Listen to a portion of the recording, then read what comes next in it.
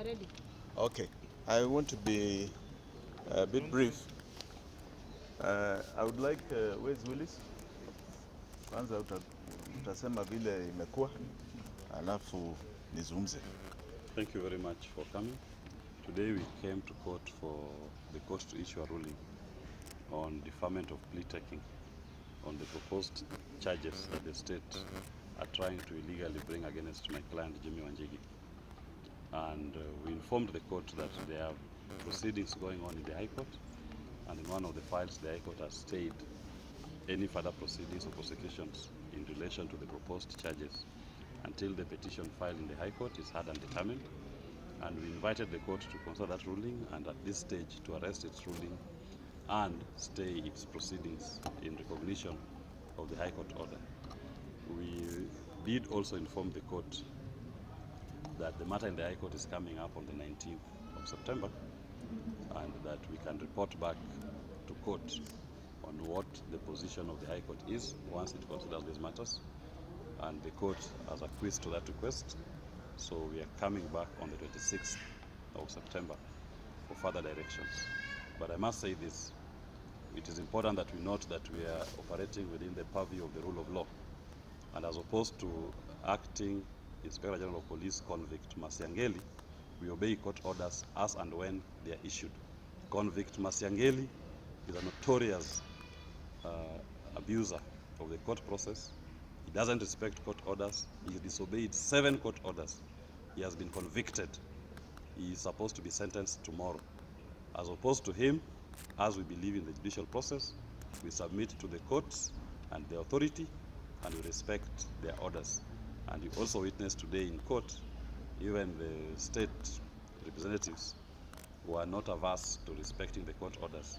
And this should be a lesson to convict MATIANG'I.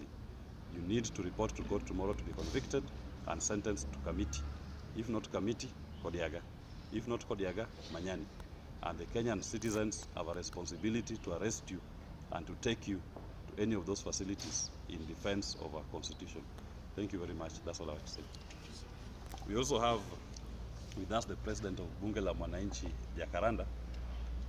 Some of the members of that Bunge had also equally been illegally arrested and arraigned in court on similar issues, allegedly because they are associated with Mr. Jimmy Wanjigi. So they were arrested and they planted fake explosives on them and purported to charge them for that offense and allegedly for creating disturbance. So the president of Bunge, Jkia, is here and he can talk to you. Yes, I'm called William Jahom, Bunge la Mwananchi president, Jkia headquarter. So since 8888 tulikuwa tunafuata hii maneno ya serikali kunyanyasa watu, na tumeona wako na tabia zingine which are not supported by our constitution. Abduction, killing, arresting and shooting innocent Kenyans. Sahi walishika His Excellency Jimmy Wanjigi. Wakati walimshika, walimnyanyasa kwa cell. Sasa namwambia serikali waache hiyo tabia. Sisi tuko na Mheshimiwa Jimmy Wanjigi bumper to bumper mpaka 2027. Thank you very much. Asante sana. Asante sana. As my good wakili has said, we are people who obey the law. We are law-abiding citizens of this republic. And we are here attending court on trumped-up charges. These police, and let me not say, I want to say William Ruto's police, have all the time to tafuta crime on innocent people. But 71 young men and women died on the streets. I've not seen one person brought to court to account for those deaths. There are people who were found in a quarry, young women. We are told there was a man who escaped from prison. We have never seen anybody brought to this court and charged with those crimes. We have seen friends like Bob Jkia and the Longton twins, and several other names that have now been made public that have been abducted. Bob Jkia was abducted after seeing me in Kamukunji police station, where I was actually illegally taken. And this is what, 4 or 5 weeks? 5 weeks now. 5 weeks. We have yet to know where he is. And the Longton twins, we pray for their families. The people who are committing these crimes are not before these courts. They are not charged. This is what you call embedded impunity. And that impunity is being perpetuated by one William Samoei Ruto, who has decided the Constitution is not his true north. He will not follow it. He will ignore it. He will ignore the oath that he took. This is a delinquent of the Constitution in power. And I want to tell him, as I've said over and over again, mene tekel, it has happened. No matter what you do, no matter what you try and do, your time to rule, to govern this country is over. It is over.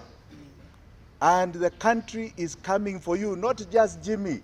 We are coming for you because you are a delinquent of our laws. It is actually a shame to imagine you as a president of this great republic. You do not represent who we are, our values, our true essence of Kenya. You do not. And because of that, know that your time and the time for honoring yourself is very soon coming to an end. Asanteni sana. Maybe just a question before you leave. We know that there are 70 children who are missing. And you've spoken about the Yes. government not following up. What can you say about it? Yes, I saw the DCI trying to respond to those claims that those are children who did not come to school. I think we know the credibility of that DCI now. Yeah? There are people who come and plant fake evidence. There are people who have been part of killing Kenyans here. I want to tell that DCI, we do not believe you. Those mothers who are crying for their children are not crying out of emptiness. Don't tell us stories. We want to know why Kenya has become the killing fields under this regime.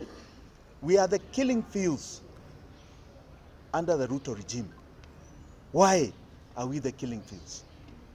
One day, and that day is coming soon, you shall all answer to why you've created the killing fields of Kenya. Asanteni sana.